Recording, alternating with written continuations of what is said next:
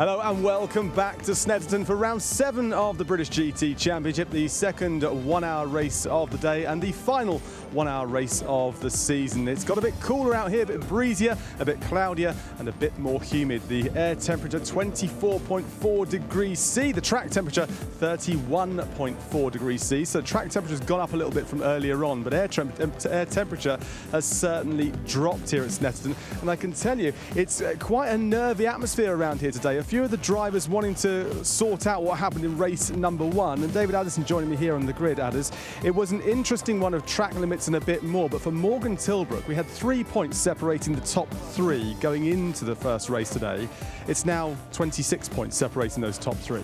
Yeah, we said at the start of the day, didn't we, that it could be a bank raid for various teams if they play it right, because you've got 2 point scoring opportunities. Flip side of the coin is if you have a bad day, then you're losing points in a big way. But that McLaren's had a strange day. That the Optimum car didn't look that strong early on, and you can't say it's a McLaren problem, because the other cars out of Paddock Motorsports stable, for example, or the JMH car, they looked a lot more competitive. So whether it's all to do with the heat, things are a bit cooler now. It's a bit cloudy, a bit more overcast. Maybe that'll open up something for some of them. I don't know. But Morgan Tilbrook is seeming a bit of a dejected figure around here, and I was talking to him and I was almost having to give him a little bit of sort of rubbing his back and stroking his hair to make him feel a bit more confident. It seems like he's had a complete loss of confidence this weekend.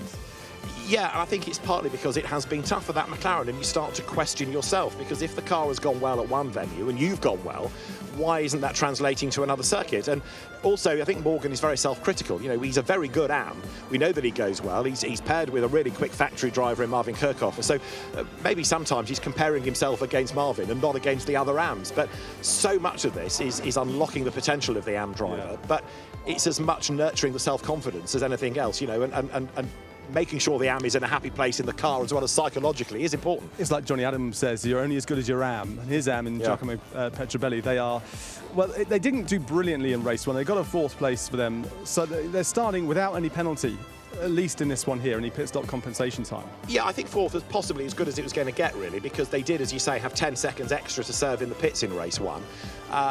They'd lost a little bit of time in the first stint just on the pure pace of the car. So actually that was a damage limitation exercise. It was useful points, and it also got them away from any extra time to be served in the pits for this race. So this is a potentially good one for that Aston Martin, depending on how the first stint goes and how far Johnny Adam can get up the order. Exactly, they've got to close down the points, because you don't want to go into Brands next time out and have a huge deficit if you can be there. But then of course you do well here, you have the double-edged sword of the pit stop compensation time. Well, yeah, I mean, is it worth winning a championship by finishing 4th all the time? If you're 4th, you're not getting the extra compensation time in the pits, but it's a gamble to give away points, to give away extra time in the pits. So yeah, I'm glad I'm not a team manager and having to work out which is the best way to win a championship. I'm glad you're not as well. I'm glad I'm not too. Well, there you go. That's our chat about what happened so far today, but here's what happened in race number 1. From pole position, Charles Dawson led away at the start of race 1 at Snetterton. Giacomo Petrobelli braving it out on the outside line. Rob Collard going toe-to-toe with Kevin Say. As in GT4, there was contact between the 2 teammates at Optimum Motorsport. It was a big effort on the inside line by Luca Hopkinson, clashing with Mark Warren. They survived, but it let Josh Miller through into the lead of the class. Through the pit stop window, the GT3 cars cycled first, with Johnny Adam having won at Spa, serving a longer pit stop than others, falling to 4th place as he relayed Giacomo Petrobelli, and the car was mired there to the end as Tom Wood had a big spin all on his own, having taken over from Andrew Howard. And late race there was a big slide from Harry George to enable Jack Mitchell to pull away for 2nd in GT4. Cian Jewis and Charles Dawson came through the race winners, Jack Brown and Mark Warren winning in GT4 at the end of race 1 in Norfolk. Just like that, David Addison turns into this handsome specimen. Joe Osborne is here, the voice as well that you hear in the comms box. Joe, we've been talking to myself and Addison a little bit about Morgan Tilbrook, and I don't really want to dwell too much on him, but let's talk about setup of a car from a pro driver point and an AM driver point. How do you go about it? Because there's been certainly some discussion where he said that he gets in the car and it's very hard to drive, and even Marvin's been saying it's hard to drive. Yeah, it's a fair illustration. We talk about a drivability of a car and what the pro has to do. It's really their job to set the car up to be fast for them and the AM. We talk about this a lot, but what could they possibly be changing? Normally a pro likes quite a stiff car, a car that's talking to him, quite direct and pointy, whereas an AM prefers something a bit softer. So there's always a compromise there. So the main one is the spring rate. So you can change how stiff the springs are, and then that with the roll bars and the damping, you start to get a bit of a feeling of it. And maybe Marvin at Spa, for example, where they're so fast, you need a stiff car with all the undulation, the high-speed corners. Here, you probably need to soften it off, and they maybe haven't got that balance. And that's where Morgan's maybe lost his way. Now, we know it's a Pro-Am championship that they're in, so you look at this and say, okay, set the car up for the Am, but of course, a lot of the time, if you're the Pro, you're in the car for the majority of each stint because that's the way it works. You roll the dice that way. So you don't want to compromise too much because then you're the slow Pro, and then you can't keep up with the other pros that have dialed the car the other way. Yeah, and that's where the ego bit comes in, and even job security, and it's not to play the driver's fiddle, but a lot of these drivers on single-year contracts, so if Marvin doesn't perform in his and then gets dropped, he doesn't have a job, and sometimes that's where you need a job security or a very comfortable Am that you're with, you go out to dinner with and all of this, and that's where you get a package. And for me, that's where Johnny Adam and Phil Keane historically have been so strong. They see beyond the single race, beyond the single championship, and then they can build an Am into a champion. We saw earlier on track limits hit a fair bit. Now, that's quite often around here at Snetterton because of the way they have the sensors, but that came into GT4, and I know you're going to pop down there in a bit and speak to a few of them, but Ravi Ramid and Charlie Robertson were hit with that one there with a drive-through, and it caused them a bit of a problem in the championship. It knocked them back a bit further. Yeah, it's such an awkward thing because these sensors here are black and white. There's no arguing it, but 8 of them around the track, you've just got a higher level, so you've just got to avoid them. But a millimetre is the same as a metre, and this is the margins that the drivers are having to play with. There's really no way around it, but they need to rein it back in because obviously finding a 10th by running wide isn't worth the drive-through penalty of 22 seconds. It's a big loss, isn't it? Now, we have some drivers out on track. I'll let you disappear off to GT4. Get your skates on or your hoverboarding at the way down there. Joe's going to disappear off. Let's see who's around. Let's go over here first of all because Morgan Tilbrook is here. And as I say, we mentioned Morgan a fair bit. Morgan, you may or may not know this, but we've been talking about you a fair bit in this pre-show as well. Now, it's not been a good weekend for you, but as I said to you earlier on, the first race of the day, round number 6, is now done. And you're starting in a really, really strong position, and there's no pit stop compensation time. So you've got to look at the positives here. Yeah, no, for sure. Like, Marvin did a great job sticking on the front row, which is a benefit for me. I've just got to do my side of the bargain now, which I've been struggling to do this weekend. I struggled with quali when I came off, and the tyres were knackered once I came off with the spin. And I just struggled with pace this morning. So, but I feel like I've got a bit of mojo in me this afternoon. So I'm hoping I'll do a bit better. We were talking setup and how myself and Joe just said about how the Pro sets the car up or helps set the car up for you. You are a pretty experienced Am. So how are you and Marvin working it out that you get the best setup for both of you? It's always a balance. You can blame the setup, but sometimes it's just the weather, right? It's a hot track, makes things a bit more sensitive anyway. But Marvin was coming in saying he felt it was a handful, but at the same time he put it half a second up the road on the other McLaren. So he'll dial it into that last bit and he'll get every bit out of the car. And sometimes it means I've got a car that's a little bit more set up for him than me. But at the end of the day, it's my job to figure out how I learn to drive a car that's better set up, right? Well, easier said than done, though. Yeah, no, it is. I've also changed a lot this year in my driving. I got rid of the Delta after Silverstone, before Silverstone. I feel like it's benefited me in some ways, but in other ways, actually, I've gone backwards. So I'm getting my exits nailed every time. So I've got that discipline ingrained of exits, but what I'm now not doing is hustling on the brakes. So it's great getting rid of a Delta to get some good behaviours in place, but some other negatives have occurred. So I'm hoping this afternoon, I've got my Delta back in today, I'm gonna, for the first time for a while. Revealed the numbers to yourself. Look, best of luck. There's just carrying a little bit of a walk. Good luck there to Morgan. I was going to try and get Kevin Say, but he's not here on the grid. Just looking across there at his teammate in the car in a very, very strong position. But let's head on a little bit further down here and see if we've got Giacomo Petrobelli. As we go past some very impressive performers, the victors from that last race just there. Giacomo Petrobelli is here. And let's go and get him. There's Kevin Say just walking now up to his car. But Giacomo's here. Giacomo, it's good to see you on the grid as well here. A good result, I suppose, for you in that 4th place last time. No pit stop compensation time, which means you can recover perhaps some of those lost points from that first race. Yeah, look, I think we did the most we could in race 1.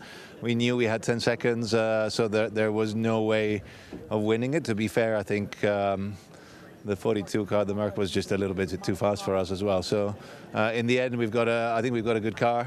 Still, we can go racing. It's hard to overtake around here, but we'll give it a go. Some people say that there are places you can overtake. Have you identified those areas? Yeah, I think if you look back at last year, we had a few good overtakes. I think it's easier with the AMs than it is with the pros. I think you'll see a much tighter bunch in the pros, and then with the AMs you might see a few interesting moves. Well, good luck to you. Good luck to you, Giacomo. Just they're trying to build on their performance. They came into this season with Johnny Adams saying, look, the championship is our aim. And they're certainly, well, not maybe on course for the championship, but they're trying to close it up a bit. Morgan Tiltroy is starting on brand new tyres. They've got another set of new tyres. They've managed to hold some back. So they're starting on new tyres in this race here, and they're hoping that's going to be their trump card. Back to you, Adams, for this bit here before Joe picks up with GT4. Bryn, thanks. Getting ready then for our second race of the day. You can see the grid formed, 2x2 rolling start. Just to remind you how this works, it's a 1 hour race. There's a mandatory pit stop for everybody. Now, if you're in a GT3 car, they're the quicker ones at the front. It's between the 22nd and the 32nd minute of the race.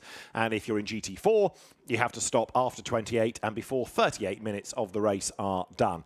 If you're in a GT3 car, you've got to stop for 75 seconds. That's, in fairness, the pit in line to the pit exit line, not actually stationary for that time, but pit in to pit out. In GT4, it's 105 seconds. Now, then it gets complicated, as if it wasn't with enough admin already, because if you're in the top 3, you carry extra time in the pits to the next race, so 10 seconds to the class winner. 7 for second and 5 for third. We'll come across which of those cars are carrying the time when we get to the formation lap, because first we ought to hear from some of the GT4 stars, and with them is Joe Osborne.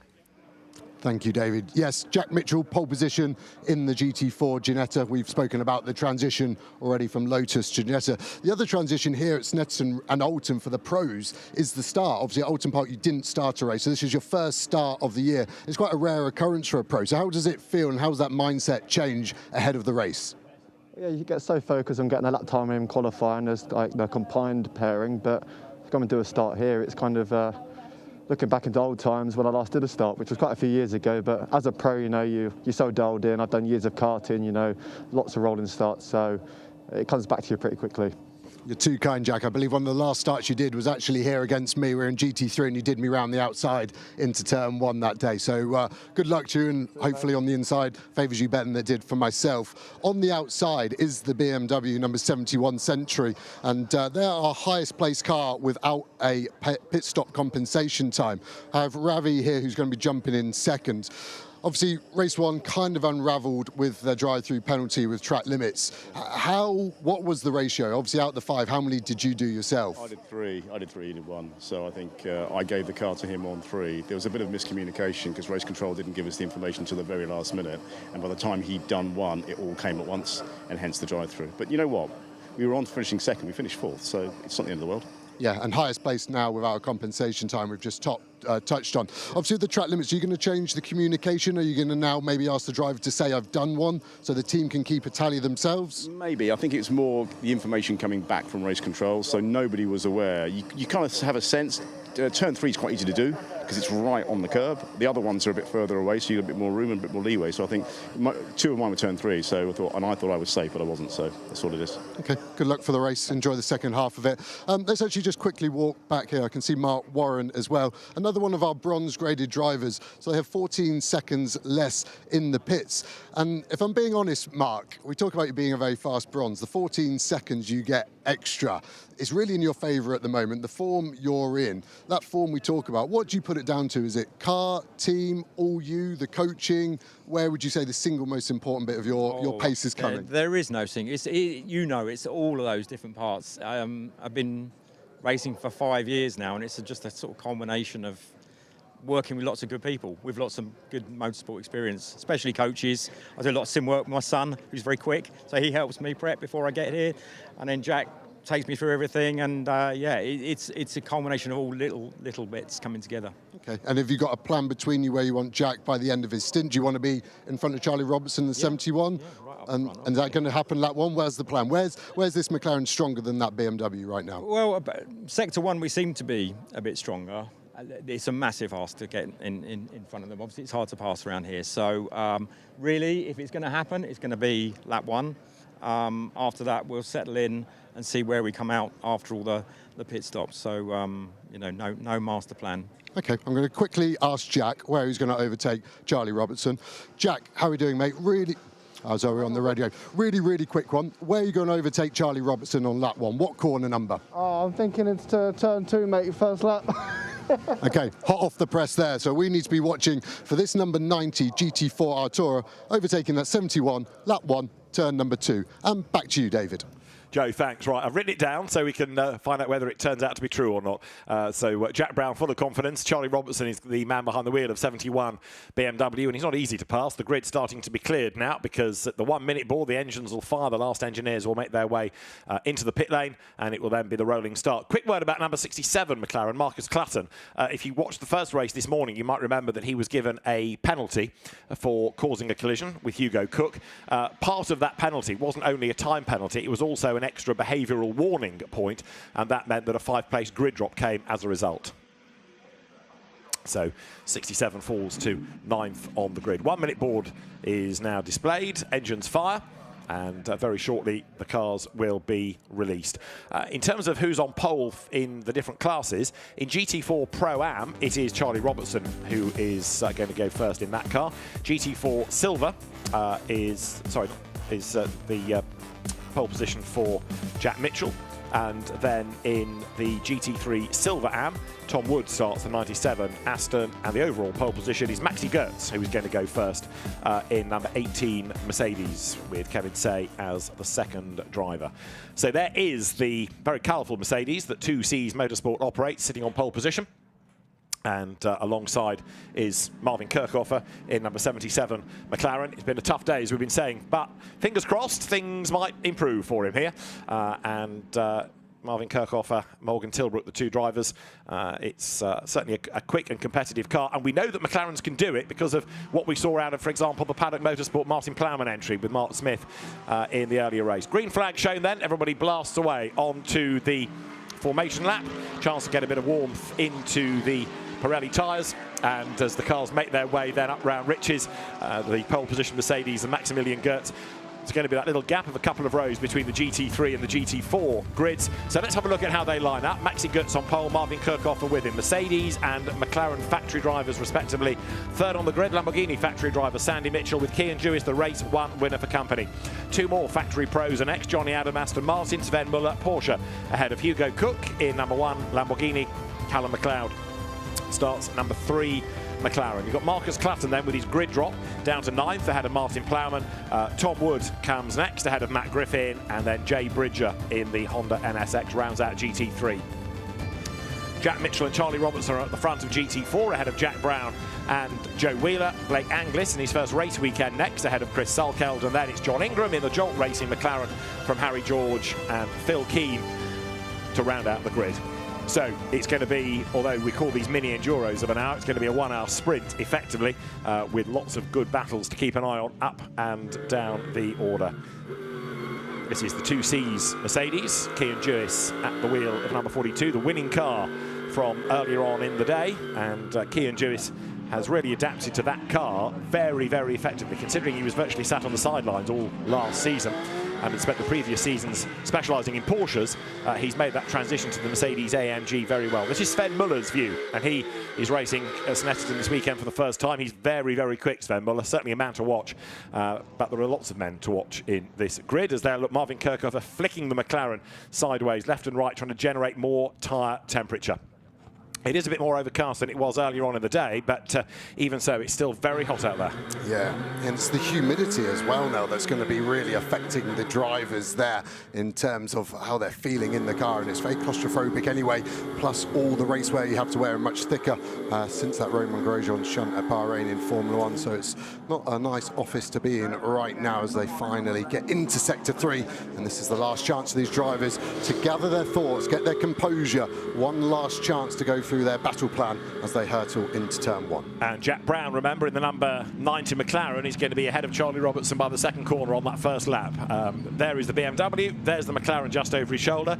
We all know this. Whether Charlie has been able to understand the plan and whether he needs to leave a gap, I rather doubt. At the very back is another man to watch, Phil Keane in the Team Parker Racing Run Mercedes. So this is round 7 of the British GT Championship. There are 2 further 2-hour races to come after this, and this is an important sprint race effectively for championship Championship points.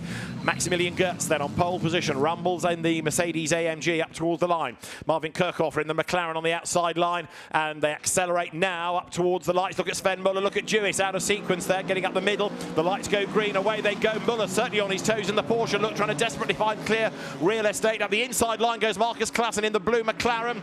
This has got contact written all over it, hasn't it? But so far, so good as they round turn one. It is going to be Goetz in the lead, Kirchhofer second, Sandy Mitchell in the Lamborghini for third, and Muller 2 wheels on the grass. Can he get the car slowed down? He can, but only just. He's really committed to this, but he's unravelling for him.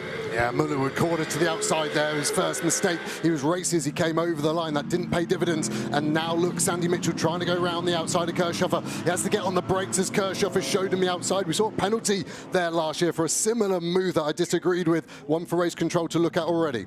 Yeah, so Sandy Mitchell put onto the dirt. There is the car that got the penalty last year, effectively, the car of Rob Collard. It's Hugo Cook at the wheel of it, and already in strife is number 37 McLaren. That's John Ingram, who's had a moment. He's getting going again, but the Jolt Racing McLaren has certainly had a jolt. Now, what's going on in GT4? We're up to turn 5, and I'm afraid the BMW is still ahead, so Jack Brown was telling you fibs. Yeah, all bark, no bite, and did look like the rear left, that Jolt car was down a bit. Was that just a divot in the grass? It has got going from the inside of turn 3, so all good, all cars now going. There is the GT4 leading 84 Ginetta. Jack Mitchell at the wheel of it, Charlie Robertson second, Jack Brown third then in that McLaren, and in fourth it's another of the Ginettas of Joe Wheeler, as there you could see the number 9 McLaren Martin Plowman getting out of the draft, trying to find a way through.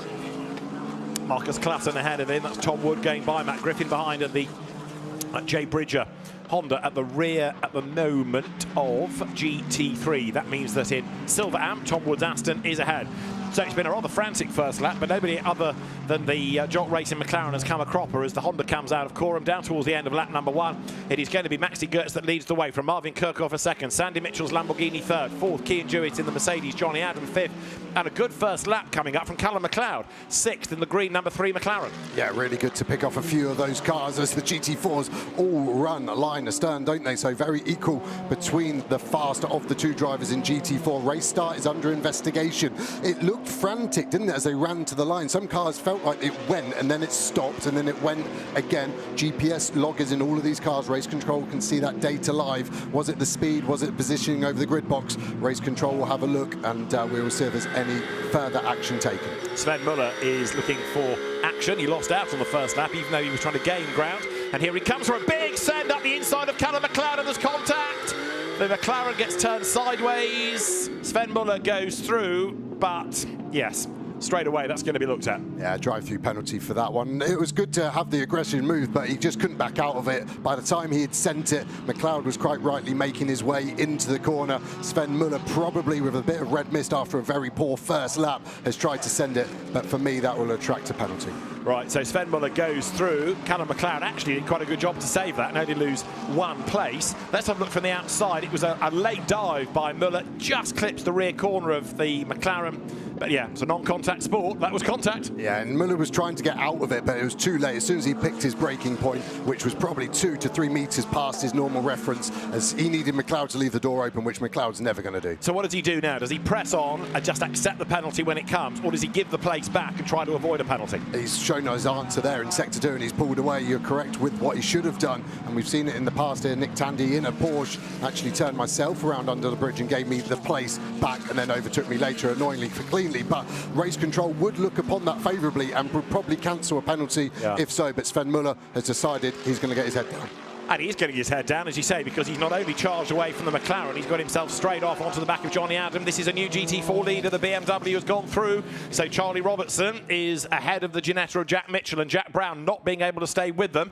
Now remember that BMW is a Pro-Am entry, and therefore will get a shorter pit stop against the Silvers anyway, plus no compensation time for being 4th in the opening race. So it's looking pretty strong for that car, as long as track limit penalties don't flow as they did in the earlier race. Look at the gap, though, that Goetz has now been able to build, and it's odd because in the earlier race he really struggled to stay on the tail of Kean Jewett, but here he's just gone storming away, and we have a track limit warning for the race leader.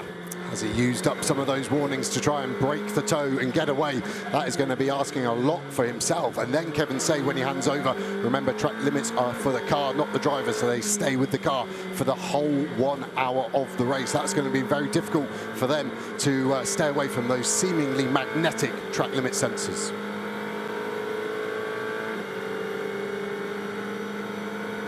Looking back then as the cars come underneath the vehicle bridge, Sandy Mitchell then on the back of Marvin Kirchhofer, and those two busy squabbling, although I think the Barwell team a little bit aggrieved about that incident on the first lap when Mitchell was run wide, so they would like race control perhaps to have a look at that as you look at Tom Wood ahead of Matt Griffin.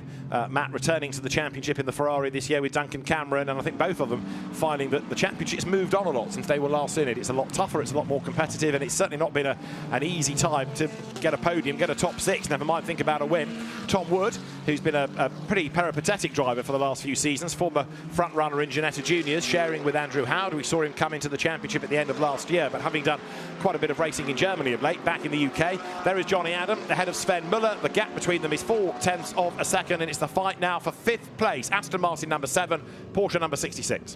Yeah, and you can see Callum McLeod catching the rear of this Porsche as we ride on board with. Be interesting to see how robust he may be in retaliation to Sven Muller. Sven Muller overtook that green McLaren with contact into turn 4, the next corner up. Is he going to try the same thing on Johnny Adam? It's a big brake zone here, 210 kilometers an hour all the way down to 50k, and you have to rotate the car, get the car in, and then pick the throttle up. Plenty of curb on the exit, no track limit sensor. That's why you'll see them using lots there and getting away with it.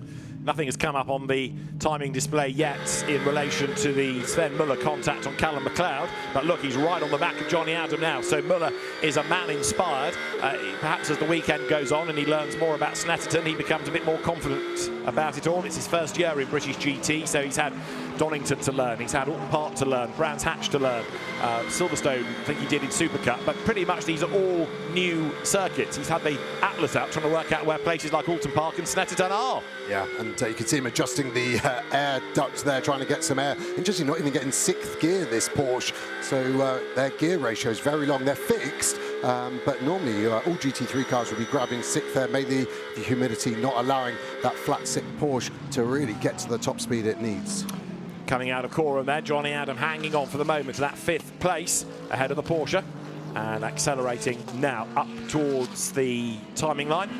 So race leaders go by, 4 laps in the book. This is what happened on the opening lap. Let's have a look towards the rear of the pack. Oh, it was Phil Keane, I think, getting involved with the Jolt McLaren, and that then bounced off the barrier and we understand got a puncture and has retired. This is how Charlie Robertson took the lead of GT4 away from Jack Mitchell with a really brave move right round the outside. That BMW dwarfing the Ginetta, towering over it, doesn't it, with its more touring car style shape.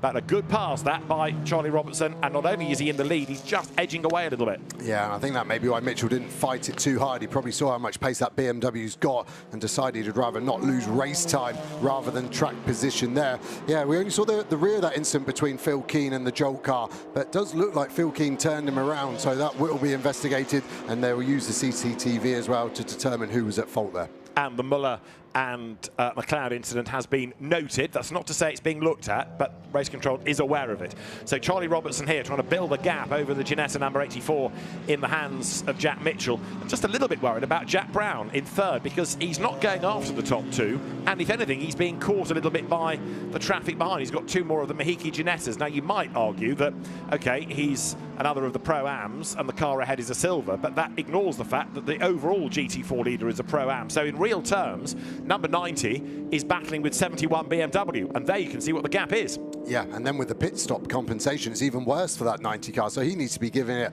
absolutely everything. Are we going to see the pace transform? He had such an easy race 1, Jack Brown. He won by 15 seconds. He was cruising around. Maybe it's just hard now for him to turn it on and really push that car to the limit. Every time we go on board with it, the balance now looking amazing for him. He's hitting his apex, he's picking the throttle up, using all the track to the legal amount. So maybe just a touch of understeer would be my only critique so far, and he's having to drive to that maybe the tyre pressures will start to build, but we're into a point in the race now where really the tyre pressures would have stabilised as Sven Muller still on the back, and luckily for him, Callum McLeod still sticking behind. Second is the gap for that McLaren, and we go back on board. You can see the traction, no traction control coming on. This Porsche so mighty out of hairpins. It then just lacks a bit of front end grip. The way the weight is distributed with the drivetrain of this car has to get it onto that apex curb to hook the front axle up, but Johnny Adam able to pull away on these straights. Is indeed, and they're not that far behind the Key and Jewis Mercedes, are they? As again, Muller thinks about a move, and even if it's not on, it might just unsettle Johnny Adam, who might suddenly look up and think, you're doing what? And that just slightly affects the line for the corner. But Johnny Adam is a wily old campaigner. He seems to have been in British GT since it began. Not quite, I mean, it did begin in 1993, but Johnny has won more races in the championship than anybody else. He's probably done more races in it than anybody else, and he comes now towards Bentley Straight. I know he'd like to be back racing in Europe or in the World Endurance Championship, but he'd also like another British GT title, or 2 or 3, and certainly plenty more wins as well, now that he's got that record of 20. Yeah, and actually we do get 6th gear this time, so maybe the car coming alive. Huge snap of oversteer there as he's trying to keep the car to the left while braking under the bridge. That's the hardest thing for the car, is to brake and turn at the same time. There's a lot of bumps as well under the bridge these days. Out of the bomb hole, lets it run wide. Slightly infuriating for Muller, who's quicker into the corner, he's quicker at the corner, at the apex, and then the Aston Martin just starts to stretch its legs. That's the beauty of balanced performance. All these cars so close together, tenths of a second cover them in qualifying, and that's why we see them running nose to tail around the Snetterton circuit. Goes over the line, as that's the race leader, Maxi Goetz, who's now 3 seconds up the road from Marvin Kirchhofer. And again, that McLaren, okay, it's running a lot better than it seemed to be doing in race 1, but it's got no answer to the Mercedes. And quirky again, isn't it, the pace of Goetz relative to Jewis? Think about race 1, where the gap extended. There's Key and Jewis in 4th place, and he's absolutely stuck. Yeah, I think what you've seen there is teams using different tyre strategies. We saw them put new tyres on Jewis as he got in the car, and that just means you haven't got them for this second race. And I think that's what teams have done. They've decided to try and have a very good race 1, which hurts your race 2. But saying that moment, Goetz is going to have a 2nd place in race 1.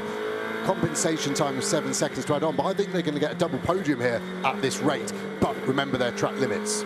True enough. Have there been any more warnings for him? Well, right now, Goetz is 3 seconds to the good over Kirchhofer, and the last lap was the best of the race. And this lap for Goetz, as the fuel load comes down, has got an absolute best within the first sector. Matt Griffin has now had a track limit warning, so also has the Chris Salkel BMW. But yeah, the way that Goetz is going, he can build probably most of that 7 seconds, barring a safety car, before we get to the pit stop window. And of course, he's got to overcome a further 7 seconds of that compensation time. Johnny Adam is fending off Sven Muller still. So the Scotsman ahead as they accelerate their way now up from that right-handed part of the S's on towards bomb hole now. You're peering through the screen, looking at the back of the Aston Martin. Yeah, the next thing to look at is obviously traffic. We're 40 seconds behind, so another 4.5 laps. And there is race control, car 3 and 42. So that is Kieran Jewis in one of the 2Cs cars, yeah, and Callum McLeod. We were expecting that to be 3 and 66, weren't we, with the contact? This could be a different issue, of course, but I haven't seen what Jewis has done wrong. Unless it's something to do with the activity on the grid or leaving the pit lane. Because there's been no intervention yet in terms of safety car or really a proper yellow flag period. So, yeah, interesting that. Team managers of that green McLaren and number 42 Mercedes that won earlier on in the day being summoned to race controllers. You look there at Marcus Clapham, and he's another one that's struggled. The gaps have opened up a little bit now, haven't they? So the front of the field has plateaued a little bit. Part of that is the number of corners here that breaks up the pack. Yeah, it's a difficult circuit to drive, to enjoy, and quite a few things here at Snetterton the drivers will go on about. But when you've got a fast car, any circuit is good, but when you're stuck in that dirty air here, the front just really, really struggles around here. And the longer you do it, the more you take out the front, and that vicious circle of life begins. This is the GT4 battle. 71 Charlie Robinson ahead. Now Jack Brown's under attack.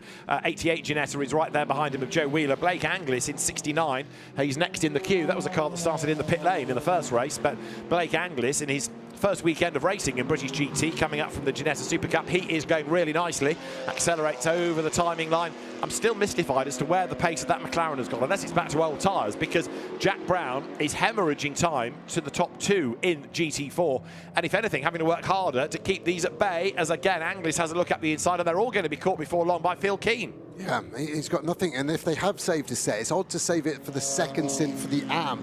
If there was a safety car, that would be a great strategy, but the safety car percentage here is very low, speaking to the team, so I'm amazed if anyone's gone strategy like that. Maybe they just have tried a tweak, they wanted something else from the car and it's not worked, but they are definitely a second-class citizens pacers. Again, Wheeler looks to the inside, maybe Mahikia just saying to Blake Anglish, just give Wheeler a chance to try and get past, don't battle him and let him concentrate on opening the door for you on that 90 Optimum McLaren. So the McLaren's still hanging on to position, but look at the way that Mercedes is going. It's getting closer and closer all the time. We know that Phil Keane is a very handy driver. It's a bit new for him, of course, stepping to GT4, having been racing in GT3 for many seasons. There he goes.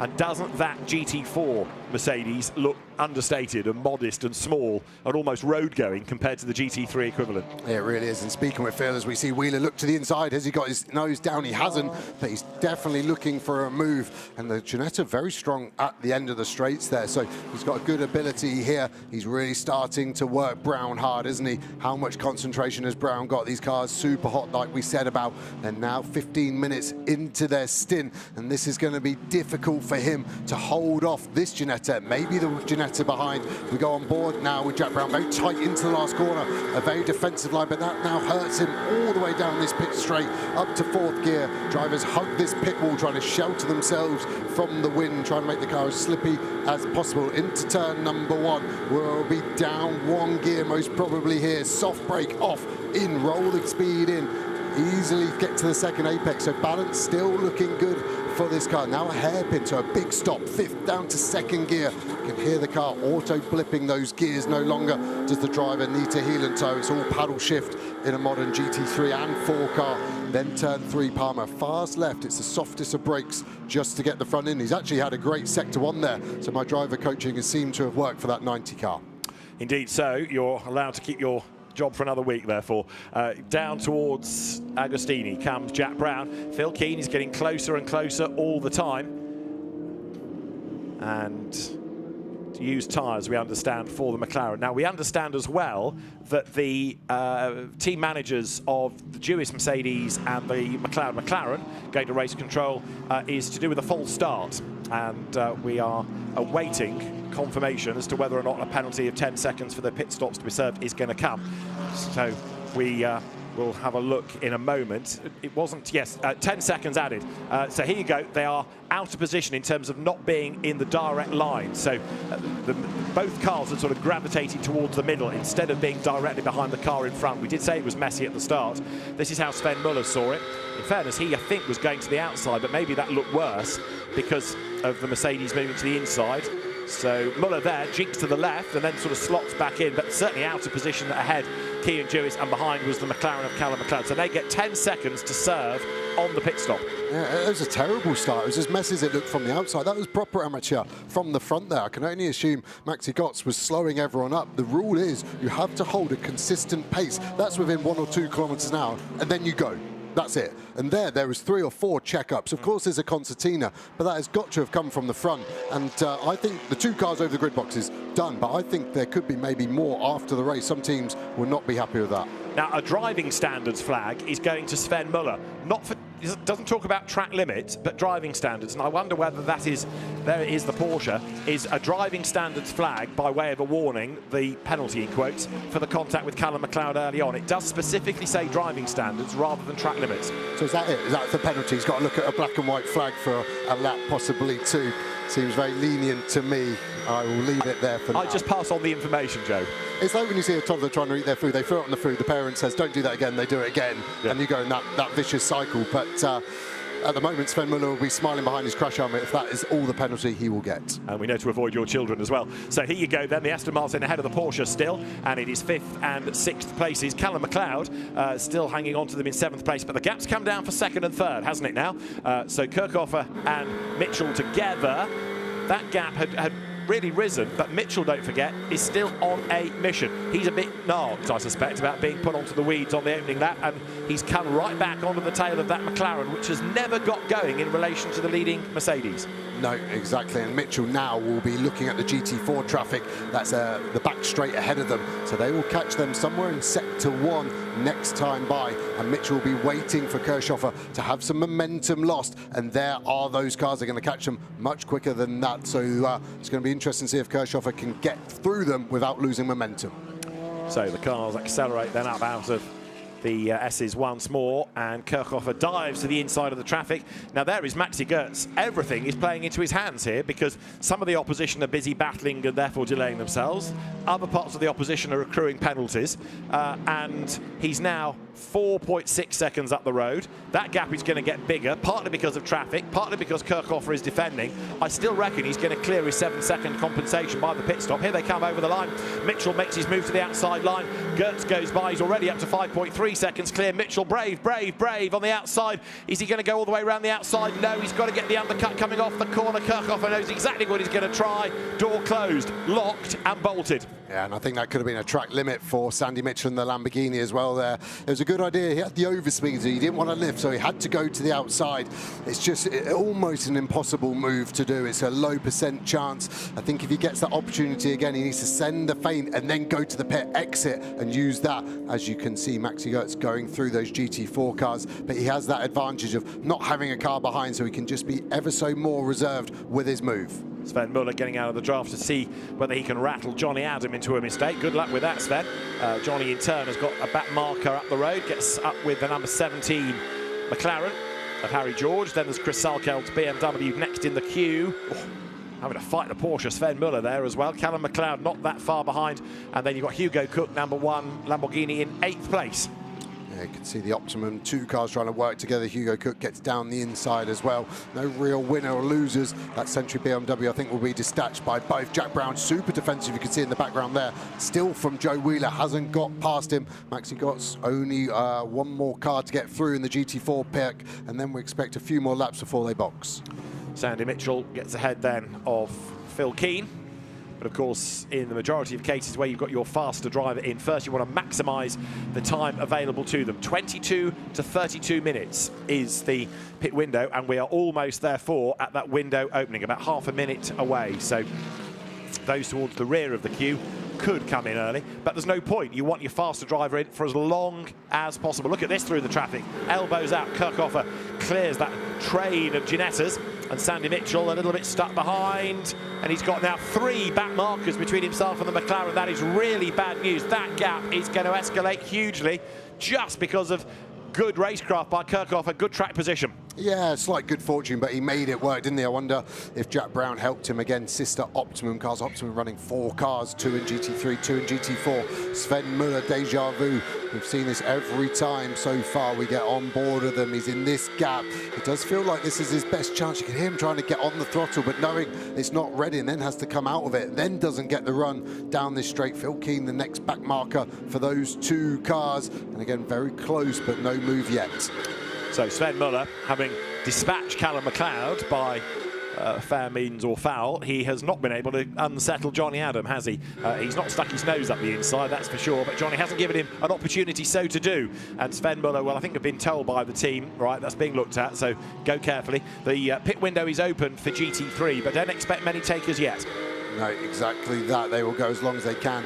The drivers in the cars at the moment, the faster pros, anything up to 2 to 3 seconds up faster than the AM, so they want to maximise their stint time. And here are the 2 Ginettas now. It looks like Johnny Adams maybe got the better deal. Muller's going to send it to the inside. He's actually going to be closer. Johnny Adams going to get held up by Joe Wheeler now. He's got to get to the inside. Sven Muller has got an opportunity here, I feel. Johnny Adam this time is in the traffic, coming out of bomb hole. Muller now does get a chance up the inside, but Johnny Adam dives across the front, partly to defend, partly to try to clear that pesky Ginetta that will not get out of the way. Johnny Adam has to go the long way round the outside, clears it at turn 12. Muller gets through as well, and absolutely inch perfect without getting into the back of the Aston Martin. That illustrates 2 professional GT drivers at work. Yeah, Joe Wheeler kept a GT3 car behind for a long, long time. McLeod right back onto the tail of Sven Muller, so the green McLaren then has been able to catch up, or it had been, but then he's in strife at turn 1, loses loses traction altogether onto the grass, and has Callum McLeod got a problem because he's gone way off and he's lost all momentum, as though something suddenly gave up in the transmission. He couldn't make the corner, and that car looks like it's coasted to a halt. That's more than just running wide, because otherwise he'd have recovered and set off. Yeah, just the bizarrest of timings. There was no contact whatsoever, nothing untoward on the way in, but something gone on the front left. He didn't seem to want to turn right on the grass, and I was about to say it's very awkward because Jack Brown is managed by Callum McLeod in that car, so it's about to be an awkward conversation, but I think fate has taken over there, and something has happened to that optimum number 3 McLaren as Wood to the inside of Phil Keane. Sometimes you see the closing speed and you can't believe they can avoid contact, but so far, clean driving. So, pit window remains open, 35 minutes and change on the clock in this 1 hour, 7th round of the British GT Championship. 2 2-hour races to go. Feels weird, doesn't it, even in mid-July, to be sort of teeing up the end of a championship season, but only 2 more mini Enduros to go, as there, a bit of a twitch from Martin Plowman in this Inter-Nissan McLaren battle, because Plowie is on the back of Marcus Clutton just up the road. We never seem to see the best out of Martin Plowman. For whatever reason, the car is either stuck in traffic or has had penalties early on or incidents, but Martin is a very, very, very good GT racer. Was a real star in single-seaters in his earlier days, and he runs the Paddock Motorsport team, initially founded with the actor Kelvin Fletcher. And Martin, by dint of being player manager, always finds himself with 2 jobs to do, and there being really uncompromising Marcus Clutton against the Ginetta of Joe Wheeler, which gets fired off the racetrack. Joe Wheeler was pretty aggressive last lap with Johnny Adam with his defence, and I think Marcus Clutton says, that's not how we play the game, my son, and he's just sent him off. I think Clutton annoyed at that GT4 car, Joe Wheeler holding him up, but it has given Plowman the chance side by side as they go into one. We saw this with Sandy Mitchell trying to go around the outside of Kirchhoffer. Martin Plowman sending it their level at the moment, but it will favour Clutton. He's going to leave in space. He does not. He eases him off. The polystyrene boards getting eaten hard, and I think Wood's going to get the inside as well. Plowman does well to manage that, but that was probably over the limit from Clutton. Right, Marcus needs to be careful here, because don't forget that's 2 incidents in half a lap, one against the Ginetta, one against the McLaren. Now, in the earlier race, there was contact between Marcus Clutton and the Hugo Cook Lamborghini, and another behavioural warning point went Marcus's way. Now, there's the first incident. Now, because he got to a given number of BWPs, he got a grid drop for this race. Now, that's 2 incidents in half a lap. Yeah, okay, there's hard racing, but there's over-aggression. Yeah, he's a friend of mine, Marcus, and I rate him as a driver, but yeah, there at Coram, he wasn't on the inside line, and there was contact with Ginetta. I think that was his fault. I think Plowman's alongside enough here to giving enough space. I think Marcus should leave him some room here. Not too much, but here I just feel he eases him out all the way and more. I think that's 2 separate penalties within 3 corners. Under investigation, incident involving Marcus Clutton and Joe Wheeler. So the first strike, if you like, he's up on the timing screens already, is into the pit lane, comes Callum McLeod. I'm tempted to say limps Callum McLeod, because that lap has been a very slow one indeed, but he's made it back. Couldn't see an obvious problem with it though. Everything looked okay on the left side that we could see, and no distinctive issues. So must have been something electrical, something just failed under braking into turn 1. Let's see if we can work out what happened in due course. You're on board now with the Sven Muller Porsche, and that is quite obviously proof as they turn the car slowly around that it's going into its garage. Look at the green McLaren. Here they come. So into the corner, and it just doesn't want to turn. He can't make the corner. And we understand it might be power steering failure. Yeah, and on the McLaren, it's a road car power steering system, and it gets to 117 degrees Celsius. I remember this failing on me, and it just turns off. Right. No warning, no alarms. So you go to turn in, and you literally can't. It's rock solid. It doesn't matter if you could bench press 300 kilos. It will not budge more than a few degrees. So that would have been scary, and potentially just it is overheated following dirty air. It's a warm day here at Snetterton. Maybe that is the issue there. Okay, so if it can happen to one McLaren, it could happen to others, so they'll be monitoring that, no doubt. Meanwhile, you're looking at not only Johnny Adam and Sven Muller, but now also Hugo Cook, number 1 Lamborghini there in the background, because he has made it 3 now in this fight for 5th place. Johnny Adam may not have the fastest Aston Martin, but it's wide enough, isn't it, to repel the Porsche? Yeah, and he's lost 1 car behind of McLeod, obviously, so now just the Porsche, Sven Muller and Hugo Cook in that Barwell Lamborghini. They will be looking to get into the pit lane, and fight it there. And at the moment, the Blackthorn team have been doing a good job in the pit, so expect this battle to rage on into the second half of the stint, where it will go to Petrobelli versus Nick Jones versus Rob Collard. an interesting battle. And here, Johnny Adam accelerates through Coram then. Now the GT3 pit window, 10 minutes long, 22 to 32 minutes of the race. So we are coming towards the end of it. And therefore the teams are now heading for the pit lane. Johnny Adam in to give way to Giacomo Petrobelli. And he's the first in. So interesting that the others are staying out for so much longer. They're sort of risking it a little bit towards the end of the window. Yeah, they can squeeze the extra lap in. They just decided to get in Blackthorn because a lot of the GT4 cars could box at the same time. Maybe they're worried of a busy pit lane, but this is going to be a very good outlap from Giacomo Petrobelli to stay in touch with that two-car battle he's just departed. Now this car will have to serve an extra 7 seconds in the pits by way of being second in the earlier race. In comes 84 Ginetta. That has 7 seconds to serve because it was second in the earlier race, and 14 seconds to serve because it's a silver classification entry. The Honda is in for Jay Bridger to give way to Johnny Ipp. 55 is in, Matt Griffin to Duncan Cameron. 97, the blue Aston in the background is in. Tom Wood to morph into Andrew Howard. And Jack Mitchell then in the car giving way. That was the GT4 second place car to Josh Miller. So this is Maxi Goetz. He and Kevin Say have made quite a good combination over the last couple of seasons. The driver from Macau, Kevin Say, the German driver Maxi Goetz, then powering his way here out of Bombhole through towards Coram Curve. So the Mercedes AMG from the Anglo-Bahraini 2Cs Motorsport team down towards turn 12. Out of the pit lane goes Giacomo Petrobelli. Behind him is Andrew Howard, and then it'll be Duncan Cameron's Ferrari next in the queue. Yeah, and expect pit lane to get very busy now as everyone has to pit on this lap. In they come. So the 18 Mercedes AMG is in, but it is busy because you've already got GT4 cars in. You're looking back from the Kirchhoff and McLaren. So 6.4 seconds was the margin at the end of the previous lap. He didn't quite, Maxi Goetz, get the 7 seconds, but not far off. So did he pull out another 6/10ths on the in lap? There's the McLaren. Kirchhoff stops. Morgan Tilbrook ready to leap on board. I think what we need to look at is when this car pushes back, it's going to be hard to push back because expect the 2C car to be exactly in the fast lane where they want to go. Optimum will have to make a decision, push back early and go slow to the exit, maybe get a penalty. There's a fresh set, brand new set of tyres for Morgan Tilbrook. If he needs confidence, that's the best way of doing it. Yeah, absolutely right. I wonder what they're doing at 2Cs, though, in terms of the leading Mercedes AMG. Is that going to have new boots? Let's see. There, Marvin Kirchhofer, work done. Slams the door shut, and German driver walks away. McLaren drops down, and there is 84 then. So Josh Miller joins the race, and coming down the pit lane is Brandon Templeton's BMW. You'll see the GT3 cars being pulled back, ready to release. That is Alex Martin. Gets away now in number 78. Number 1 is Rob Collard, ready to go.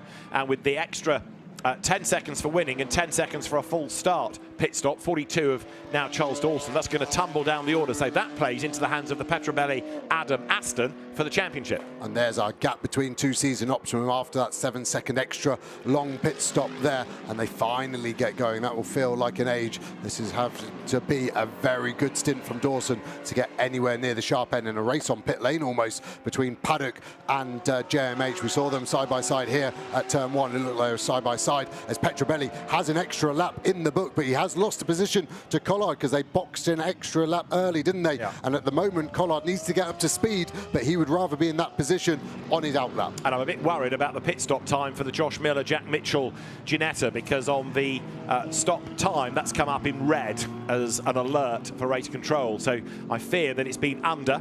We'll worry about that in due course, because right now, you've got number 1 Lamborghini just ahead of 7 then. So this is Giacomo Petrobelli crawling all over the back of Rob Collard, the reigning champion. Petrobelli gets the inside line off the corner. Collard moves across, touring car style. Petrobelli can't get through on the inside, switches sides, but robust Rob, that keeping his elbows out. Giacomo Petrobelli might be slightly quicker, but he just can't find an Aston Martin shaped hole to get up the inside and try and challenge. And now look, Rob Collard into a rhythm, starting to settle down and get away. Yeah, but look at the gap that Nick Jones has in that Porsche. So they've had the best there. Team Parker Muller with that incident earlier with Callum McLeod, and seemingly gotten away with just a driving standards flag on that one. Nick Jones now will want to get his head down and try and keep these two cars at a nice distance. He will indeed. So as the GT4 pit stops now start to cycle through, We'll have an update of the order at the end of this lap as you look at the fight going on still between Collard and Petrobelli. Into the pit lane now comes number 17. So Harry George to give the car to Luca Hopkinson. And he will swing towards the Optimum Motorsport pit area. The Artura stops around the car, rushes Luca Hopkinson. Harry George out, Luca Hopkinson in. And a quick check of tyre pressures, but not a new set. Right, this now for the race lead, Kevin Say versus Morgan Tilbrook. This is going to be really interesting because we're starting with the cars not that far apart, what, 3 lengths if that. Kevin Say has been a race winner this year in British GT, but Morgan Tilbrook very committed to trying to find his way through into the lead. In a rather distant 3rd place now is Alex Martin, so it is all eyes on these two, unless a safety car were to bunch up the field. Yeah, and that would make a big difference. Kevin Say on the dirt, turning into Hamilton there. That nearly caused him to rotate the car. Didn't actually lose too much time, maybe less than a second, but that will be the kind of view that Morgan Tilbrook wants to see. He wants to see Say making mistakes. Can he sit on the bumper and keep forcing the issue as they go on to the back straight? We'll start to see where they're at. Morgan needs to be careful of track limits there. Basically, any wheel touching a green part of the curb will be a track limit. There's a few exceptions on various corners, but the majority having these sensors we talk about. Into the pit lane comes Charlie Robertson then out of the GT4 lead to give way to Ravi Ramyeed. And the Century Motorsport team awaits the team manager of number 84, Ginetta, to race control. Remember I said I was worried about the pit stop time. Yeah, and there's, again, bang to rights there, isn't it? So expect to stop and go for what they were under, plus obviously having to come in and out of pit lane. Something always seems to trip up Mahiki somehow, doesn't it? The cars are always quick, but it's either reliability or processes. There is the lead battle outright. Over the timing line they go. It is Kevin Say ahead of Morgan Tilbrook, 0.6 of a second with 24 minutes to go. This is going to be a big ask of both of them. Kevin Say under pressure, Tilbrook on the attack, Alex Martin behind them. Is lapping slightly quicker. So it's concertinaing between the top 3. Alex Martin is 2.8 seconds back from Tilbrook, but he might yet be able to catch up with them. Yeah, as we see these final pit stops finally getting done, and Ravi Ramyeed is showing great pace so far this year. A few mistakes, overdrove a bit in qualifying. We saw that big slide through turn 1, which he very well held, but it lost him time there. They dropped the car off the air jacks. They'll get ready to push back. Luckily, pit lane nice and quiet now. Looks like we're only really waiting for the 88 Mahiki car. You can see Ian Duggan there waiting for Joe Wheeler to come in. That lost all that time with contact with Marcus Clutton round Coram. There is number 90 then. Jack Brown going as long as he can. Car 67 has a 10-second penalty added to race time for contact with car 88. 10-second penalty for car 67. That's Marcus Clutton, and that was the first incident with the Joe Wheeler Ginetta. Nothing's come up on the screen about... No, I tell you a lie, it has. No further action in the incident between Clutton and Plowman. So he got away with that one. Yeah, maybe I'm the woke generation now, and I can't believe the leniency of these penalties I'm seeing. Let them race. Was that Ravi Ramyeed cutting the pit exit line? He was just slightly over the full line before he got to the separated line. I was actually looking at the time screen. I missed that, but if any wheel touches, any tyre touches the solid white line, that's a straight penalty. So if they have, he will get a drive through for that. All right, we might try and find a replay of that just to see whether my eyes were deceiving me. As into the pit lane here comes the GT4 leader, Jack Brown, for Optimum. So the last GT4 stops cycling through. 22.5 minutes to go. He's been busy. And Kevin Say still leading. The gap going up a fraction, 7/10 last time around as the Macanese driver tries to get away. You've heard Peter Daly announcing the 10-second penalty for Marcus Clutton. That's going to be added to the race time. Simon Orange has taken over that car, but whatever he does with it, it's going to drop down the order. Petrobelli is falling away slightly from Collard, so the order is Kevin Say from Morgan Tilbrook, Alex Martin's Lamborghini 3rd, Nick Jones in the Porsche, the sole Porsche 4th, Rob Collard in number 1 Lamborghini 5th, and Giacomo Petrobelli now rounding out that top 6. As the driver belt's getting tightened up there. This was the 10-second penalty, and the reason I say it's light is I think Joe Wheeler has lost more than 10 seconds there through no fault of his own. So normally the crime and penalty run in suit as Jack Brown closes that door, and the Optimum team will get ready to push back, and this will then be our fight on track between the 90 and the 71 BMW.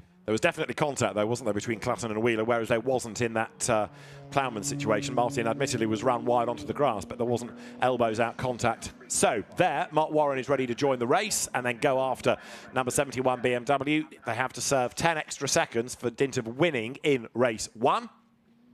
Ravi Ramyeed accelerates that from turn 12 now. And now the Porsche is under investigation for a pit exit infringement. That's the Nick Jones car. We've got a track limit warning now going the way of 84. So not only is it under investigation for the pit stop time, but Josh Miller's getting track limit warnings.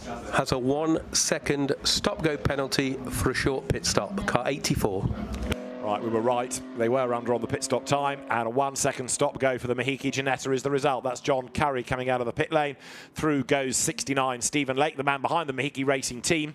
So the Mercedes there ahead of number 90 McLaren, and here charges along the race leaders. 3 of them now in a queue. So a very different second stint look from what we had in the first. Yeah, Martin's caught a second and a half on the last lap alone. Traffic affected, I'm sure, but that Lamborghini, great pace. Mercedes from McLaren, from Lamborghini, and Martin right on the back, rain light flashing. He's obviously been on the headlights and pressed the wrong button at some point, but he won't mind about that. Now Morgan Tilbrook with the worst job, having to do both. He's missed the apex there. Martin now, we're looking at, has he got the run into turn number 4? Doesn't look like it at the moment. Tilbrook looks like his defender. I think it could be traffic he's trying to get round, and it's Curry on his outlap, and another car to get round as well, who will be on his outlap there, as well as Mark Rowan.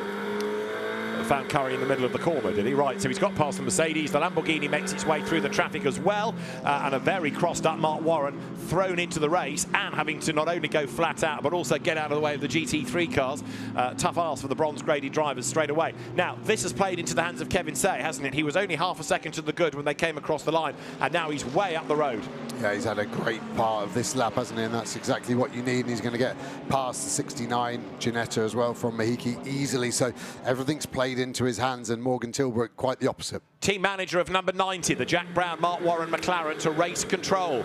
Now, was that car under on the pit stop time? It was. So number 90 McLaren has been short on the pit stop time as well. So it was a disappointing first stint in terms of pure pace. This, meanwhile, is Sandy Mitchell all over the back of it is Alex Martin all over the back of Morgan Tilbrook now for second place. Tilbrook running Alex Martin out wide, coming through Coram down towards turn 12. But there's all sorts of penalties floating around for number 84 Ginetta, but possibly now to number 90 McLaren as well. The amount of teams that have lost their heads in the heat in the pit stop. Now, we don't see many drive-throughs for stuff like that, but they're coming thick and fast. Finally, that Ginetta is cleared, and the leader's gone. Kevin Say can't even see him in shot, and Alex Martin now held up, and that's now gone to Morgan Tilbrook. And look how much dirt that Lamborghini goes, and that was a track limit. So that is really, and he's still only just passed into turn 2. Kevin Say pulled out 4.5 seconds on that lap alone, and Alex Martin gets hit as he tries to get the car around the corner. That was by Stephen Lake's Ginetta. Sandy Mitchell there looking on. He's done his work in that car, and the facial expression, he's trying not to relay things like oh no and oh dear, and you're having a laugh because they've fallen a long way back from second place. They've fallen a long way back from the race lead as well.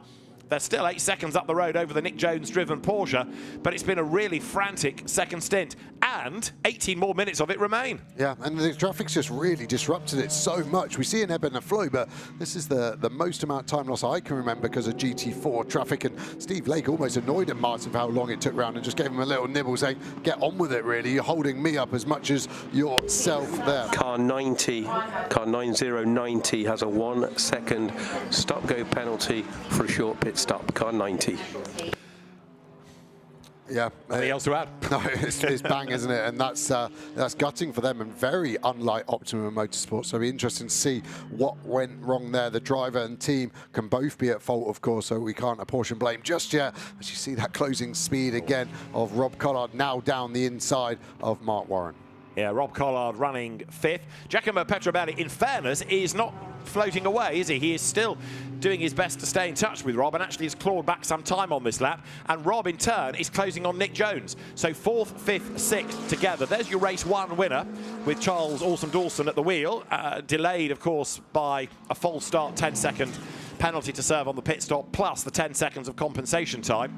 So that is a car on the back of number 67 McLaren running in 8th place. But 67 McLaren will have a 10-second penalty to add at the end. And this, for the 1 second stop and go, is Mark Warren. Yeah, and the 1 second infuriating because it adds more than a second having to go from 40 to 0 to go again. And right at the end of pit lane, you'll see him just cruise past and past his box, and the mechanic will stop it and go. More than a second. They were conservative on that bit and not the pit stop. Absolutely. So it certainly felt longer than a second. Right, fair play to Alex Martin. He's clawed back that lost time, hasn't he? So he's on the back of Morgan Tilbrook. He's off the road again, almost up the curb. But Alex Martin, who has really found his niche in GT racing. He'd raced in Porsche Carrera Cup. He'd had a spell in the British Touring Car Championship.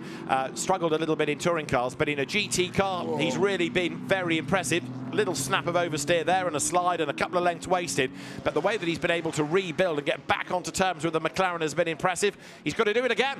Yeah, what's Morgan Tilbrook's appetite here? Does he defend for second place or does he concede and take a third? He's never had a podium at Snetterton. Before this weekend, he actually told me he'd never had a podium this year at any track that started with an S. He's already done Silverstone, he's already done Spa. Can he do Snetterton now on the podium? He looks like he wants to hang on to second at the moment, but Alex Martin looking super aggressive. Right, here he comes then. So Morgan Tilbrook looking for second place here at Snetterton, with Alex Martin chasing on behind him. The gap at the start of the lap was 6/10. It had come down, it's gone up. But Alex Martin, as I say, has really taken to GT racing. He's found a happy place at Barwell. And then Sandy Mitchell is going to be looking on. Marvin Kirchhofer will watch Morgan Tilbrook as well on the inset picture as the cars go through. Number 69 team manager now to race control. That's the Stephen Lake Ginetta. We'll come back to that one in due course because Tilbrook to Martin, 0.8 of a second now. Kevin Say, 7 seconds up the road. Yeah, it's just been a perfect last sort of 4 laps, hasn't it? Yeah. How it's fallen, and he's in some lovely clean air. I don't expect him to catch any traffic now till the end. These two have just got that Century BMW, the 71 car of Ravi Rammeed to get past. He's leading his class, so he won't want to get taken out by these two cars. And will he lift out the throttle and make it slightly easier, potentially on the run out of Hamilton? It's going to be an awkward place he gets caught. And then you can see the marshals waving their blue flags, just trying to warn the drivers as best they can. And this is Hamilton. This is where I thought it could happen, and it's very awkward. Ramy making it obvious with his body language of the car. Has he seen the second car of Alex Martin? He has. It hurts Martin ever so slightly more than Tilbrook in the McLaren.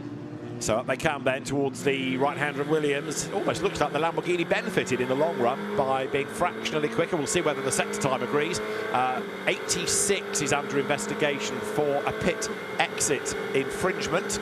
86 is the Honda, which has just found itself in the lead of Silver Am.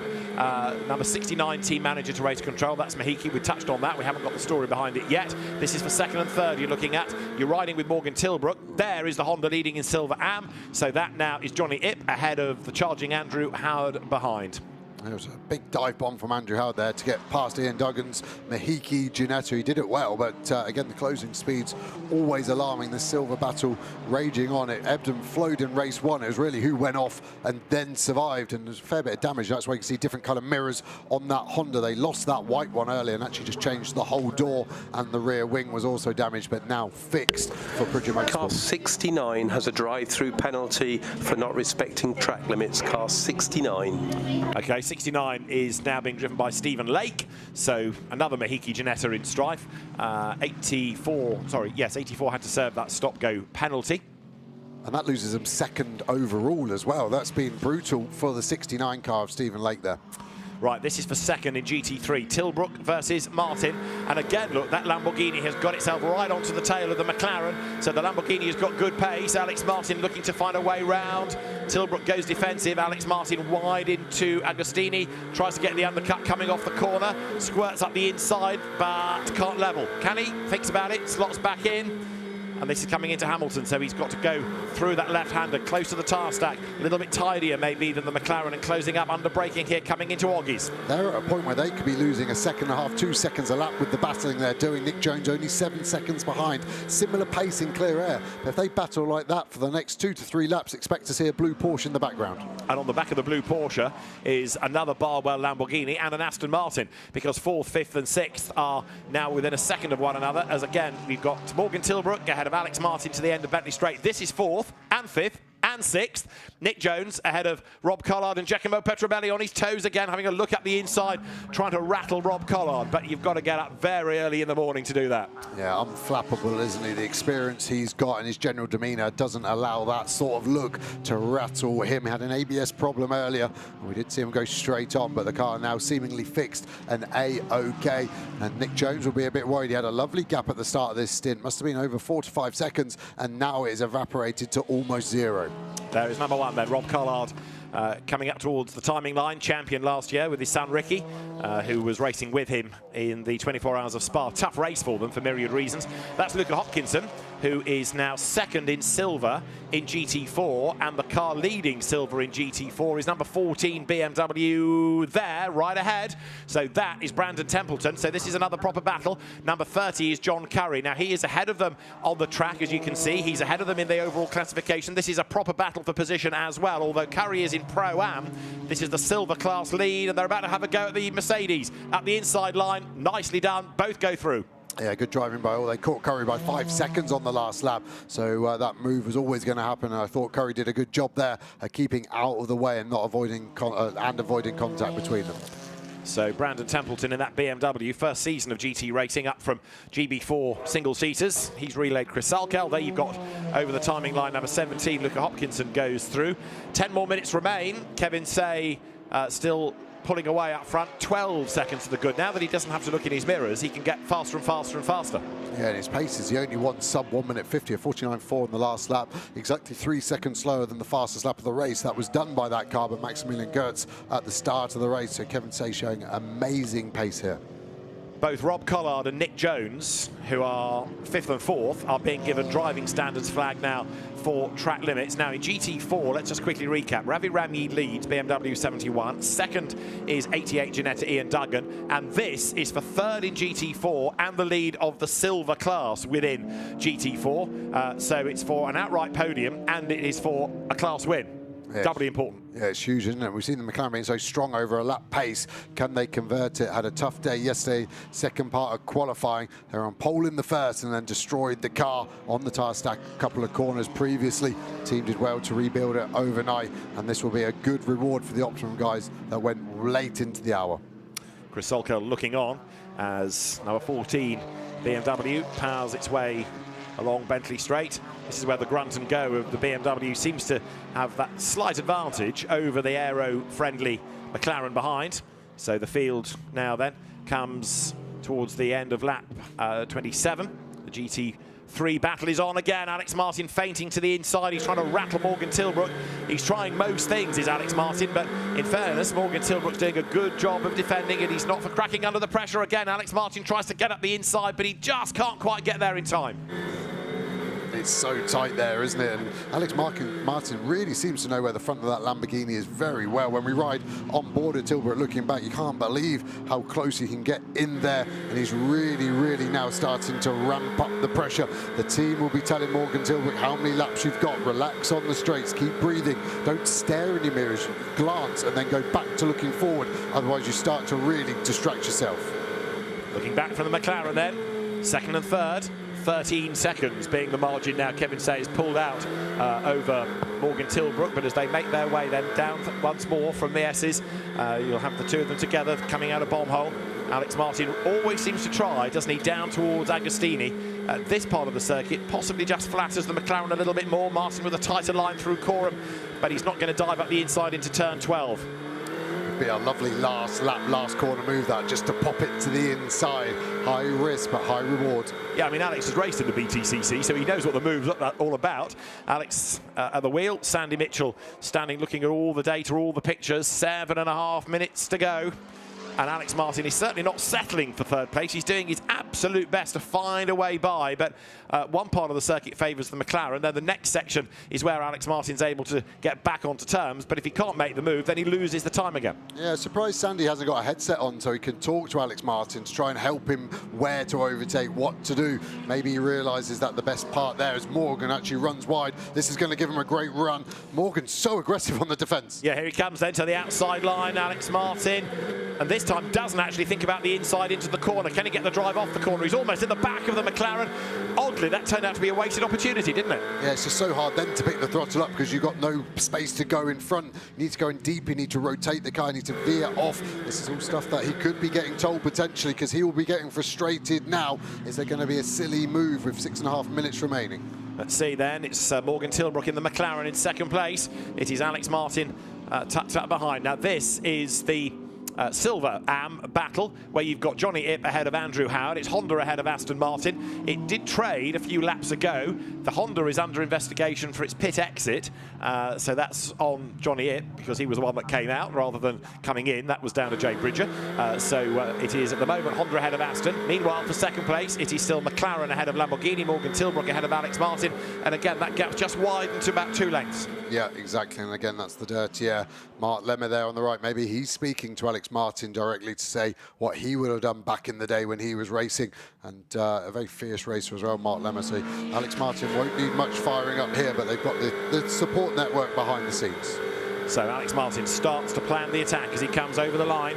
Clock's ticked down to just under 6 minutes to go now. Kevin Say, 17 seconds to the good. Bearing in mind they had to serve an extra 7 in the pits. Their lead margin flattered by this battle for second place that has delayed the 2 drivers involved. Again, Alex Martin closing right up, coming into Wilson, almost into the back of the McLaren, but that having done that, there's nowhere to go. Yeah, he's just keeping the pressure on. Does Morgan get to the apex here at turn 3? That's what he struggled with last lap. He's wide again, he's on the dirt. Martin's got the run, but it just then hurts him. What's he going to do? Feint to the inside, then maybe switch back to the outside. He decides there's a move on. Here he comes up the inside line. It's not quite level. Tilbrook gives him racing room. Alex Martin is going to be up the inside. This is his best chance yet. Which car is quicker off the corner? It's the McLaren, but the Lamborghini has the inside line for the next corner, and Alex Martin has done it. Finally, that has taken, what, 5, 6, 7, 8 laps worth of planning. He's finally done it, and he deserved that. Yeah, and let's see what pace he's got. Tilbrook looking racy. Great move by both. Tilbrook still very aggressive, squeezing him all the way to the inside before the run onto Hamilton. Tilbrook so far sticking well as we go to this other battle that's been going on, what feels like 5 to 6 laps. And that battle is for third in GT4 and the lead of the silver class, and it is Brandon Templeton coming up towards the timing line ahead of Luca Hopkinson, who again doesn't quite look as though he's going to get there in time. Over the timing line they've gone, down towards turn 1 now, and the race has 4 minutes and 20 seconds and counting still on the clock. We haven't seen him for a while, but a hat tip to Kevin Say, who's done a good job up front. That's a rather nervy looking Chris Salkeld watching his BMW hustling on, trying to win silver. And Brandon Templeton so far has got an answer to pretty much everything that sideways McLaren has thrown at him. Yeah, lovely Tokyo drift, but that doesn't help the rear tyre. Suddenly adds 5-10 degrees of rear tyre temp, which it doesn't need today. And it does look like Kevin Say is actually going to have to overtake maybe 4 to 5 GT4 cars who have just been in the back of the shot here. So that's going to be another headache for him, as these cars that are batting are much, much harder to overtake than a sole GT4 lapping by itself. There's been an incident between Simon Orange now in the Marcus Clutton car, and that's Nick Jones off the road. Front left damage. Yeah, looked like it, didn't it? Just the amount of lock he had on to avoid the barrier, actually. Let's see, he's going to get back on, but that's going to change 4th place. The incident between Dawson and Orange turns out with no further action, but there was a clash between them. Nick Jones then now drops back to 6th place, so he's fallen behind Collard and Petrobelli. Doesn't look like any rear damage, suggesting he did that on his own. Let's find out. Yeah, just runs out of road, doesn't he? Yeah, I think he was maybe starting to defend, wasn't on the optimal line, and that was the amount of lock he had to get back on. We go on board now with Nick Jones. Is he looking to inside? I think he's just simply missed his braking point, slightly offline, and he's had to put so much lock on. It's like he's driving an 18-wheeler there to avoid the barrier at turn 1. Rejoins, but a lot of time loss. Drops it down to get the revs up. So yes, the Porsche has fallen down the order. It was a little bit battle scarred after Sven Muller's opening lap antics, and that's going to delay it even further. So this battle now, Simon Orange versus Charles Dawson, and the two of them are together. There's obviously been something that has happened out of our view, which race control have looked at and decided it's okay, play on. But Charles Dawson then, the championship leader, trying to find more points. Well, he'll gain them anyway because that McLaren has a penalty, but he'd like to be ahead on the track. Yeah, exactly, and be able to stretch his legs and just enjoyed driving this Mercedes AMG that he's so quick in. Great on board, really shows you how much the cars are moving around. That Simon Orange car in front, the rear tyres trying to swap ends on him through the bomb hole. We get this compression here, the cars bottom out. Oh, huge jump of oversteer there for Dawson. You can just get the eyes in the mirror there. He is super focused as they fly around Coram. One more break to go of the lap. It's a long, lazy one. Cars fighting to the inside, and he's able to follow, isn't he, but unable to gain.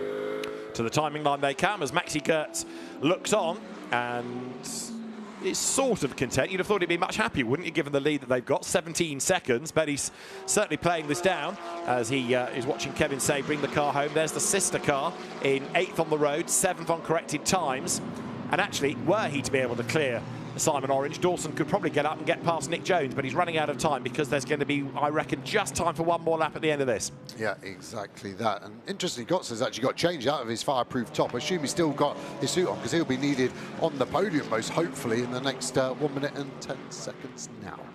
So, as the lead car goes to the end of Bentley Straight, there is the Macanese driver, Kevin Say. Great stalwart enthusiast of GT racing, and he's been a loyal racer in British GT over the last few years. He's had a variety of co-drivers and some good results. A couple of wins at Alton Park, for example, been a winner at Spa, and it's good to have him in the championship. He normally finds something to drive at Macau every year. He's a regular in the GT3 or GT4 races out there in the winter, and he comes then now down towards turn 12 with just up ahead, number 17 of Luca Hopkinson. If he splits those two on the last lap, it's going to affect that silver battle. If he clears both, doesn't really matter. Here he comes over the line, then he gets ahead of the McLaren. He should be able to easily pick off the BMW on this lap as well. Last lap then, Kevin Say's number 18 Mercedes AMG. It's leading. It's got the fastest lap of the race in the hands of Maxi Gertz, and a second win of the season beckons. Yeah, after a difficult Spa, obviously he had a huge crash, didn't he, before the race, and they had to use a spare chassis there.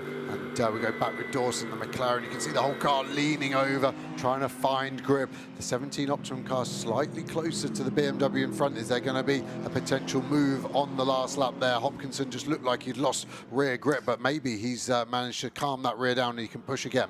Let's have a look then as the cars now make that run again down into the Agostini left-hander. So 14 BMW, third in GT4, but leading the Silver Cup, just ahead of number 17 McLaren in the hands of Luca Hopkinson. Just up the road is the now dominant Kevin Say. Maxi Gertz will be getting ready then to put his overalls back on and go to the podium. And as you say, he's going to be required for that for the second time this season. We're not done yet, though, for Morgan Tilbrook, because now Rob Collard up the inside. So one Lamborghini has found a way by, and Rob Collard charges along. Contact between the two. You don't do that twice to Rob Collard. He's going to go through on the inside line. He goes wide. Tilbrook fights back, but that puts him on the outside line for the next corner. Giacomo Petrobelli tries to buy into this as well. So all of a sudden, third, fourth, fifth, there's contact. Petrobelli takes the back of the Morgan Tilbrook McLaren and turns him around, and oh dear, oh dear, oh dear. Tilbrook sitting in the middle of the road. He's kept the engine going. He's going to rejoin, but Giacomo Petrobelli, I fear, is going to get looked at for that. Yeah, it was difficult. I thought Petrobelli had a right to be there. I'm not sure if Tilbrook knew he was there, but that's not a concern to this car.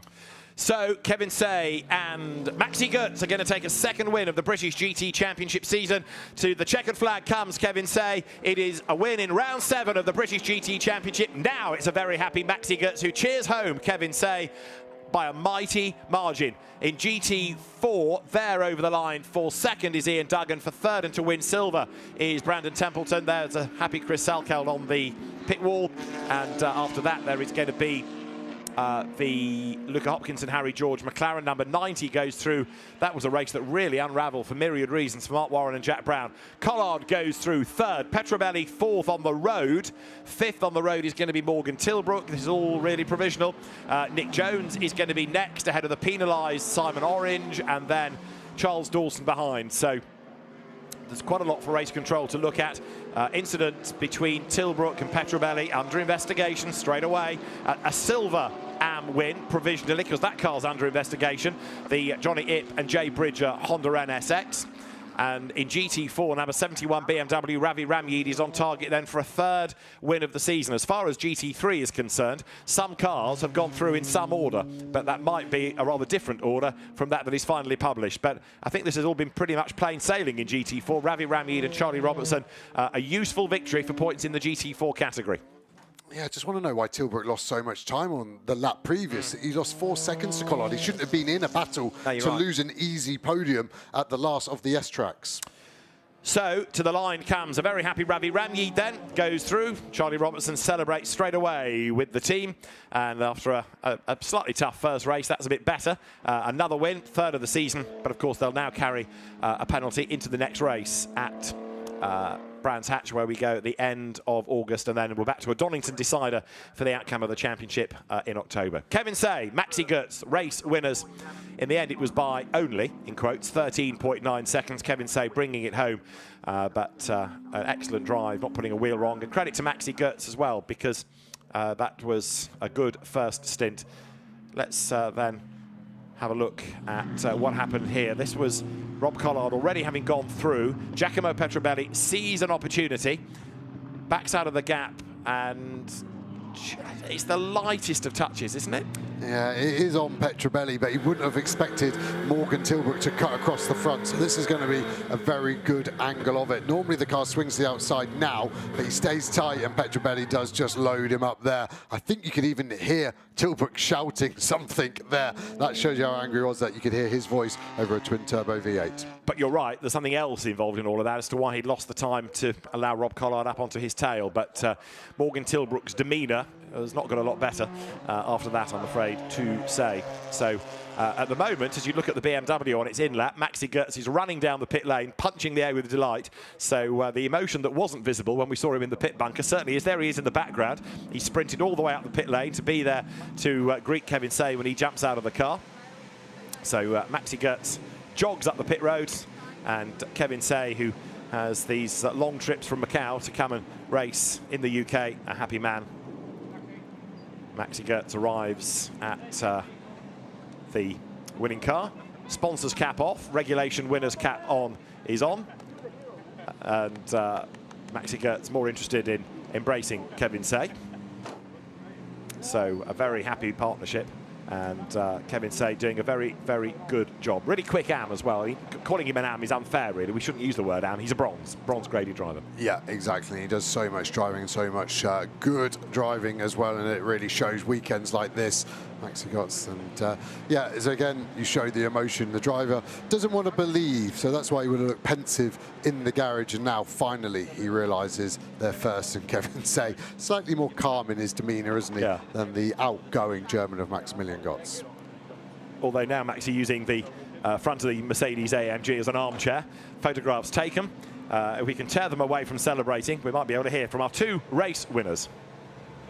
Certainly can. If I can just jump in and ruin the celebrations, both of you. It's been quite the weekend for you, hasn't it, Kevin? It's the Maxi Goetz show this weekend.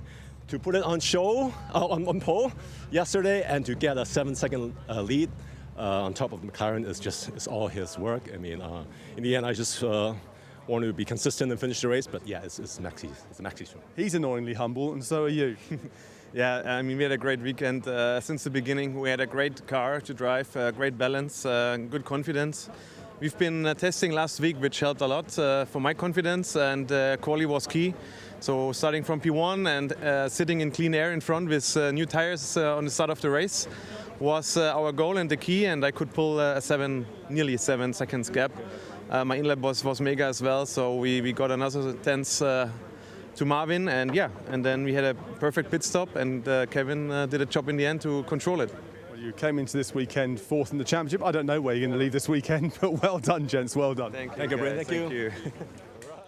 So a really good weekend for Kevin Say and Maxi Goetz, and of course the benefit to somebody like Kevin Say, who, as we said, does a lot of racing anyway, but having a factory driver like Maxi as part of the programme means that he's always learning and always improving, and as we keep saying in Pro-Am GT racing, invest in your AM and it pays dividends. So it's a really good result this weekend for Kevin Say and Maxi Goetz. Kevin Say putting a lot of that success down to the experienced Maxi Goetz. Now, of course, in his second season in British GT, knowing the circuits a little bit better and knowing who's racing against, perhaps more, giving him more confidence.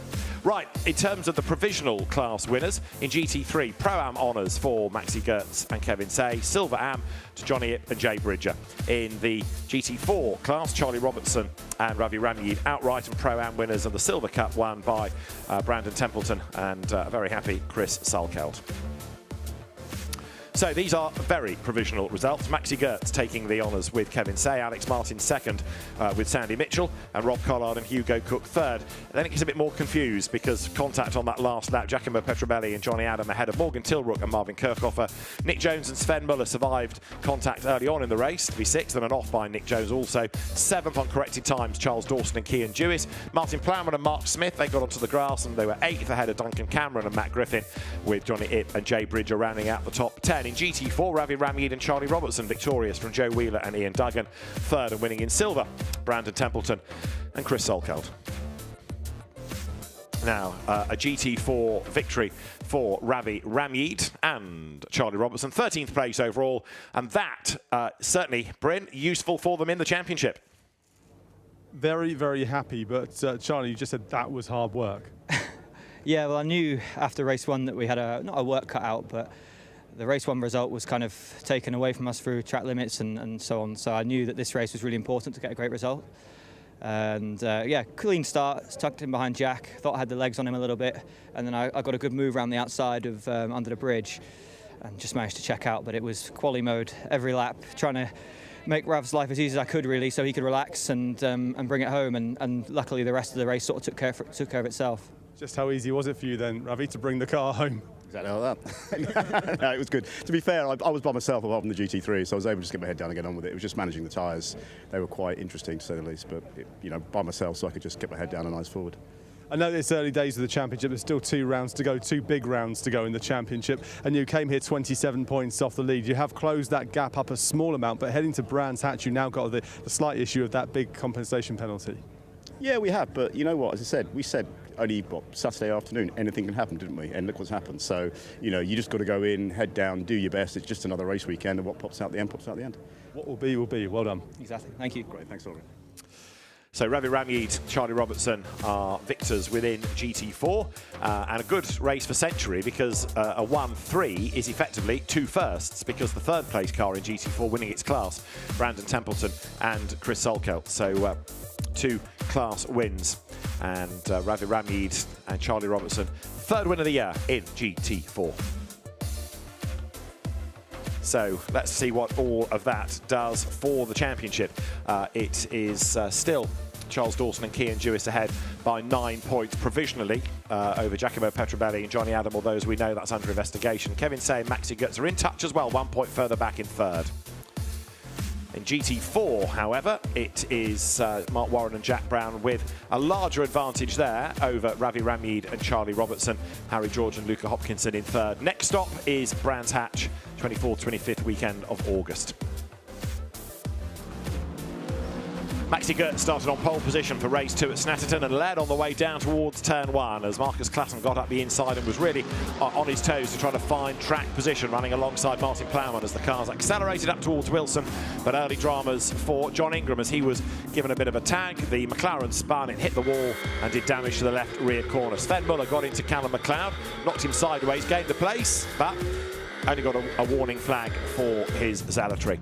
In GT4, there was a big battle early on between Jack Mitchell and Charlie Robertson. Charlie round the outside into the S's, and once in front started to pull away from the Ginetta that ultimately got a stop-go penalty for being short on its pit stop. Some good racing lower down the order, but when power steering failure hit number 3 McLaren, Callum McLeod was out of the race. And after the pit stops, Kevin Say was pulling clear up front. Marcus Clatton got a bit aggressive with Joe Wheeler as he tried to work his way through the traffic. A penalty came to the McLaren for that.